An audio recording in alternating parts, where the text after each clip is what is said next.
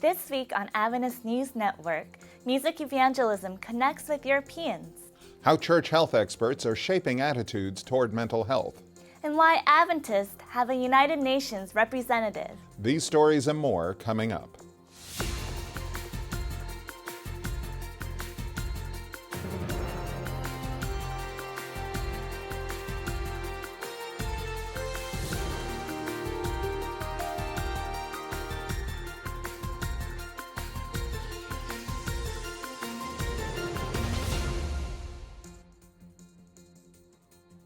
Welcome to Adventist News Network, a service of the Seventh-day Adventist World Church. Thank you for joining us this week. First in the news, Adventists offered health screenings and advice on diet and exercise at Black History Live in the United Kingdom recently. The event celebrates how African, Asian, and Caribbean immigrants have contributed to life in the UK, as BUC News reports.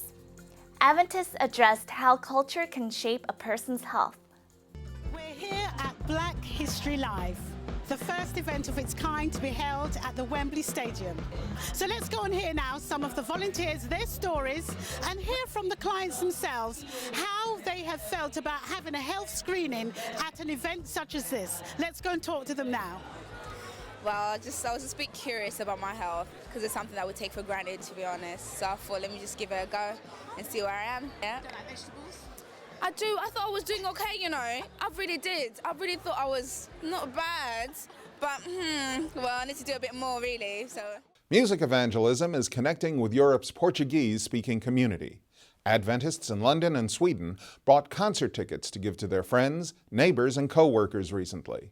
Hundreds of community members attended concerts featuring some of the best-known Adventist artists, including Sony music artist Leonardo Gonçalves. The first unforgettable reunion concerts were held in Brazil last year, organized by Adventist World Church Communication Director and composer Williams Costa Jr.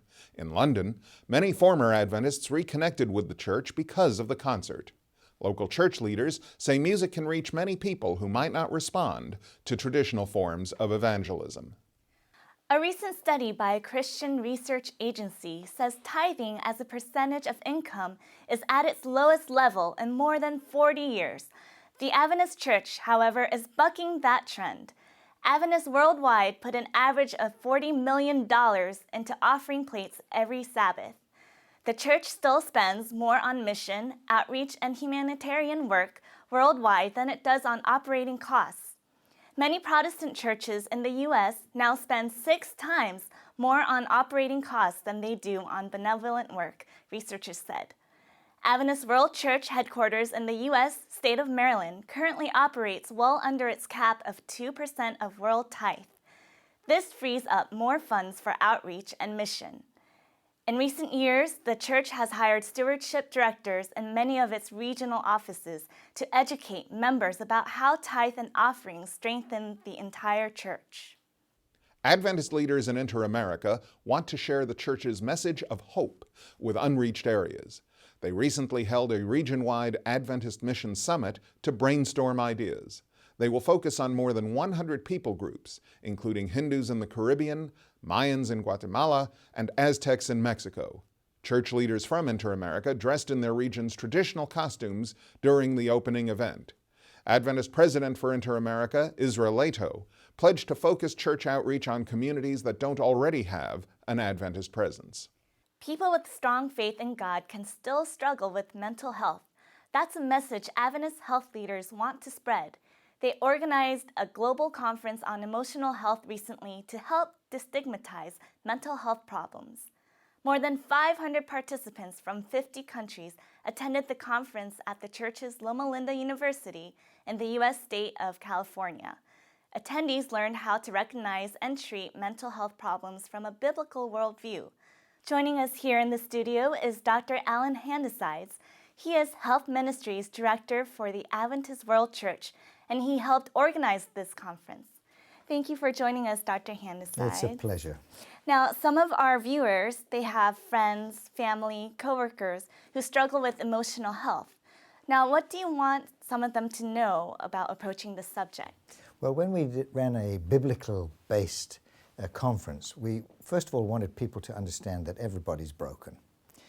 That includes family members who think they're maybe superior to somebody who has overt symptoms. That understanding of commonality of brokenness, or the vulnerability that we all share to mental disease, makes us much more sympathetic, empathetic, compassionate, and caring.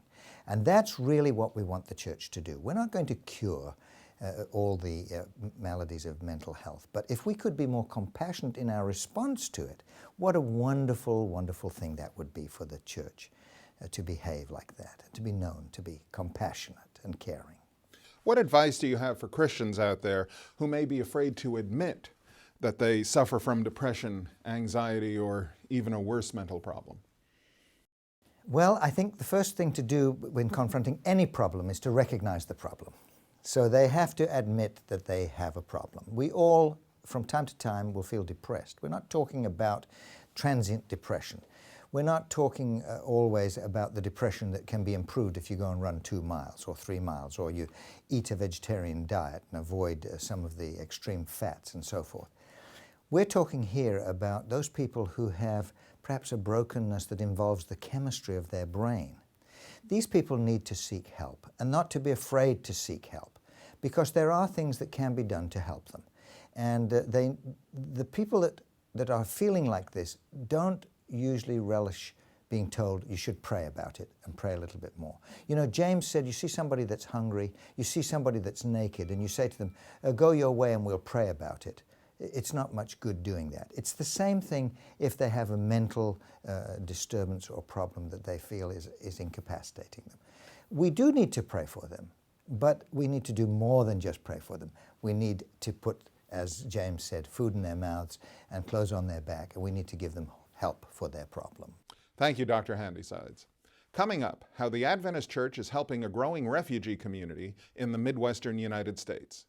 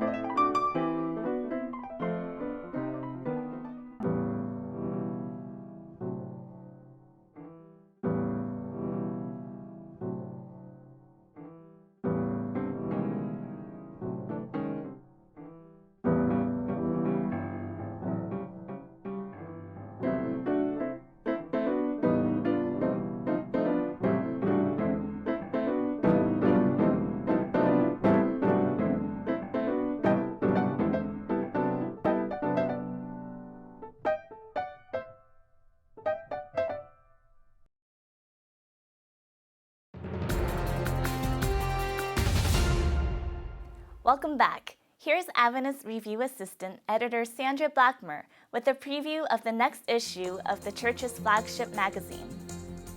Christian parents of young children today face a challenge that we who are older didn't have to address when raising our families, and that's how to rear children in a technological world. Technology has profoundly altered the way in which we view our world. Cell phones, iPads, video games, Facebook, MySpace, Twitter, Google, YouTube, chat. Terms and concepts abound that those of us who weren't quite so young anymore could barely imagine when we were maneuvering the teen years and taking our first steps into the working world.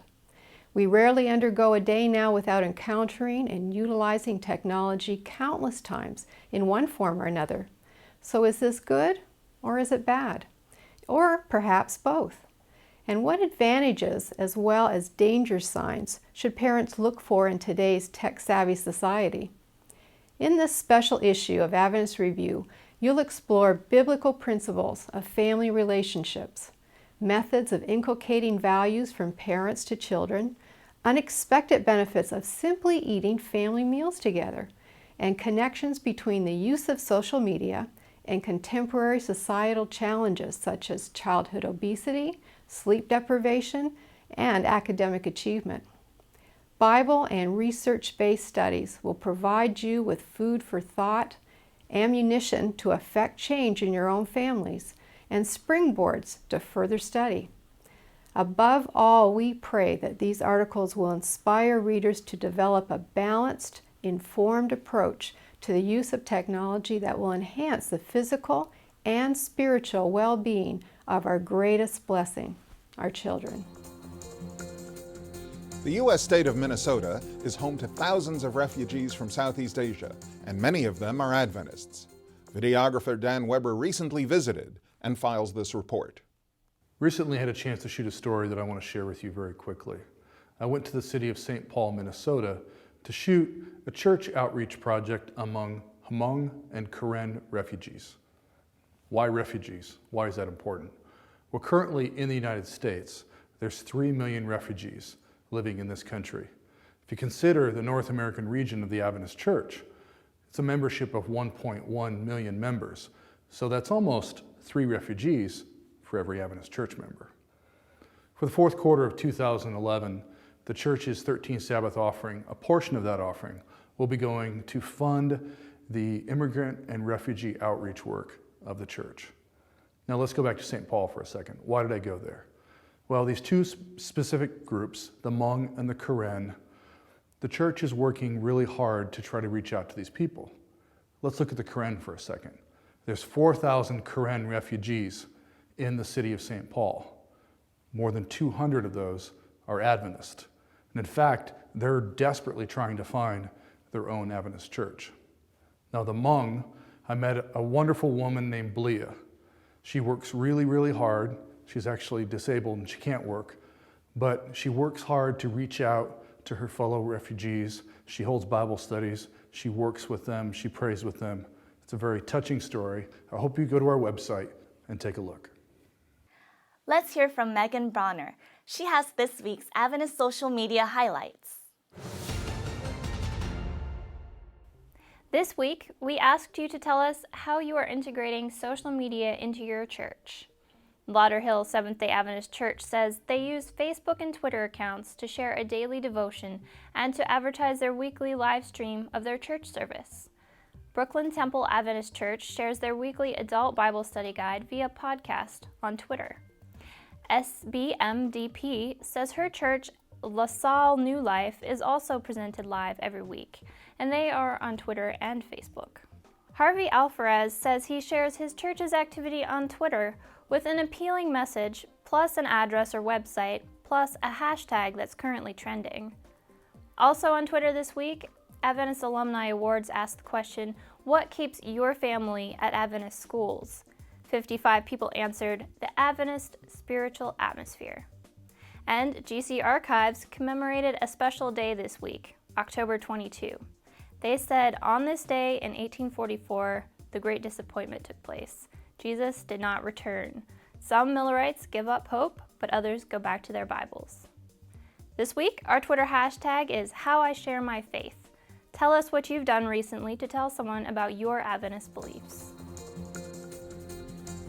Ganoun Diop is the Adventist Church's new representative at the United Nations in Geneva and New York. A theologian and professor, Diop previously oversaw the Church's global mission studies centers. He's lived and worked in 3 countries and is comfortable speaking 10 languages. We asked him to tell us why the Church needs a voice at the United Nations. The Adventist Church understands itself as an essential part of God's response to the needs of the world.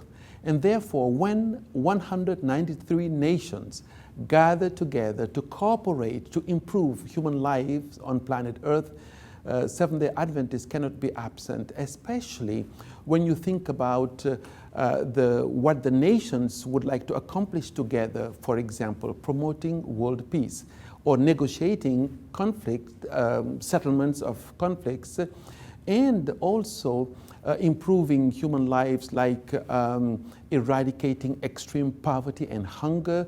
This is one of the Millennium Goals, by the way, set by the United Nations, but also the promotion of religious freedom. Just as Adventists understand themselves as modeling the life and the teachings of Jesus Christ, of course, it is extremely important to promote peace, because Jesus said, "Blessed are the peacemakers." So it is impossible for a church that understands itself in such a way to not to gather or to join others to promote peace.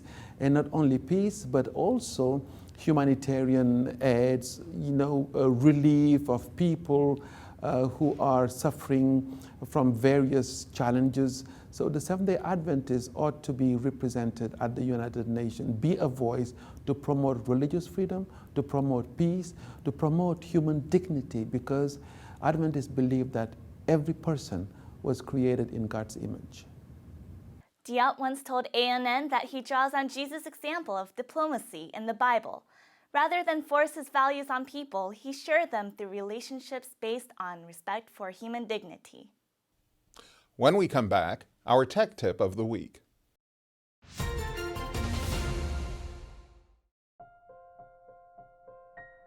In chapter 1 of The Great Hope, there's a description of Jesus that captivates me. He's described during the triumphal entry into the city of Jerusalem, where thousands of voices declared him king. And then as he stopped and looked down over the city, it says, the Son of God was in tears of intense agony. The majesty of heaven in tears? The scene filled all heaven with wonder. And then comes a sentence which fills me with hope. To Jesus, the loss of even one soul is a calamity. We know that he was in tears for the city, but to think that he would be in tears for even one lost soul. Clearly he loves me enough. Surely he will pursue me all the days of my life until my heart is safe with him.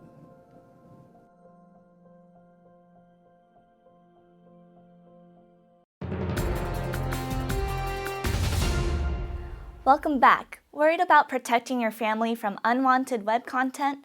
There is a solution, and it's easy and free. John Beckett explains. Imagine a church that shows website addresses on the screen during the service. I've seen this a lot of places. Now imagine someone accidentally types in the wrong website address. Or maybe your kid at home is working on a school report and winds up heading to the wrong site. Unfiltered access to the internet is a real hazard even for people who don't intentionally go looking for bad stuff. Today we're going to talk about an easy way to help protect our churches and families from visiting unwanted websites by using a free filtering service. Before we get started, a disclaimer. I believe website filtering, while helpful, is never a substitute for personally monitoring and talking with kids about their web use. Whether or not you filter websites, you may also want to consider the position of the computer and the times kids are allowed to browse the web. There's a lot of filtering software that installs directly on computers. This software can be quite good, but now we have all kinds of things besides computers that can browse the web, including phones, iPods, and game systems. Instead of filtering every device, you can easily set up filtering for your whole house or church by signing up for a free service and changing a few settings in the router, the piece of gear that connects your network to the internet. I like the free service that OpenDNS.com provides. To get started, you need to sign up for a free account. The OpenDNS.com site has great instructions and a how-to video. You may want to write down your current settings as you go so you can back out if you make a mistake. Once you've set up things and turned on the content filtering for categories and sites you want to block, check back in a day or two and look in the logs section. You should be able to see a list of sites visited by computers on your network. If you haven't, you probably haven't set everything up quite right. The level of filtering is up to you. For churches, you might leave it mostly unfiltered except for a few categories like adult. That way you've provided a safety net with a fairly low likelihood of blocking something useful. To learn more, you can visit OpenDNS.com. Adventist family ministry leaders worldwide are preparing couples for strong, satisfying marriages. Here's Elaine Oliver with more. The Department of Family Ministries of the General Conference is delighted to partner with Life Innovations out of Minnesota with Dr. David Olson, who is the creator of the Prepare Enrich Marriage Inventory. Prepare Enrich has to do with preparing couples for marriage, and also enriching couples who are already married. One of the things that we are really interested in doing is to help couples have a great marriage. Not just be married for a lifetime, but to have a satisfying marriage. And so we've found that if we can help couples prepare for marriage, then they have a much better chance of being successful in marriage. And for those couples who are already married, if they take the time out to enrich their marriages, then they will also have great marriages. So the Prepare Enrich inventory is something that we are training our leaders on around the world. But in addition, they in turn are going to train their pastors. And we've already been successful in many different divisions in training pastors in this wonderful modality, this marriage enrichment preparation resource. So we're very excited about this opportunity to help families become stronger by strengthening marriage. Again, when we're married, it's not just important to be married, but we want people to have satisfying and happy and stable marriages. The Adventist Church's distance learning institution recently moved to Andrews University. Lisa Beardsley Hardy traces the history of Griggs University and explains why the move will strengthen Adventist distance education. In 1909, Frederick Griggs had a vision for taking Adventist education around the world through the Postal Service. He established the Fireside Correspondence School that later became Home Study International and then Griggs University and Griggs Academy. It spans from elementary to university graduate level courses, even to MBAs. At the end of 2010, Griggs University merged with the very first Adventist school, Andrews University, formerly Battle Creek College. Now, these two fine establishments have joined forces to deliver truly comprehensive distance education around the world. This is advantageous for Griggs University because what it lacked in its previous location was access to professors in a variety of disciplines readily available. Now, with the move to Andrews University, they're right on this campus of many teachers, libraries, many students. Also, this summer, the first group of students who completed an MBA through Griggs University graduated at Andrews University, and they were impressed to come to this beautiful campus in rural Michigan and to see the beautiful buildings. These students mostly were professionals, many who had not heard of Seventh-day Adventist education. This is a wonderful new partnership, Griggs and Andrews University.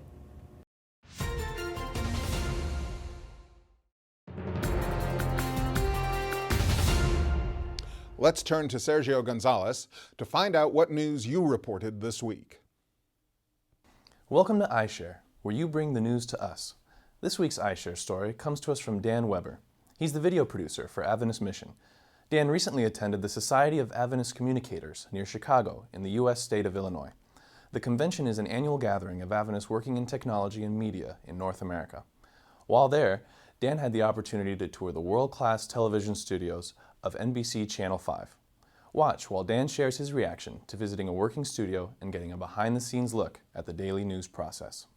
It was interesting to visit Channel 5 because I'd been to news stations in the past, but I wanted to see how technology has changed and how news stations are adapting.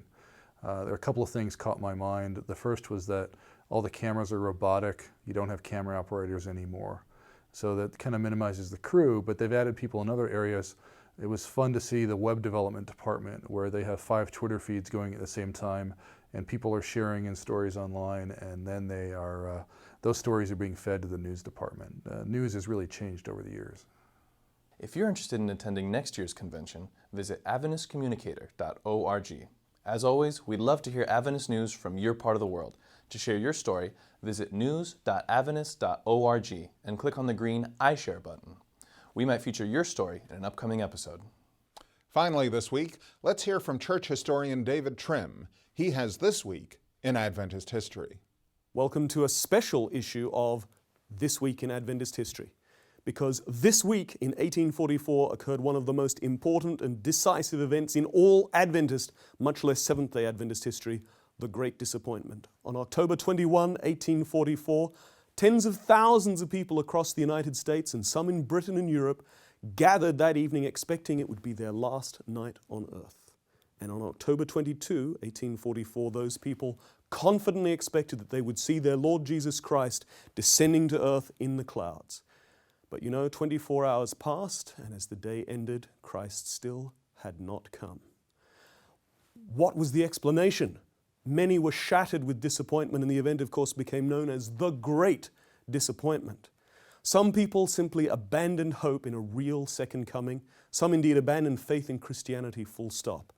But a small group started to study the Bible more and more carefully until they were convinced that they had misunderstood what Bible prophecy had foretold for October 22, 1844. They concluded that in fact Christ was beginning a new phase in the investigative judgment in the sanctuary. Those people were later to found the Seventh-day Adventist Church. But our history as Seventh-day Adventists start with those very first Millerite Adventists back in 1844. That was this week in our history in 1844. Thanks for joining us for Adventist News Network. Tune in next week for more news from the headquarters of the Seventh-day Adventist Church. Until then, visit news.adventist.org for daily news and videos. God bless.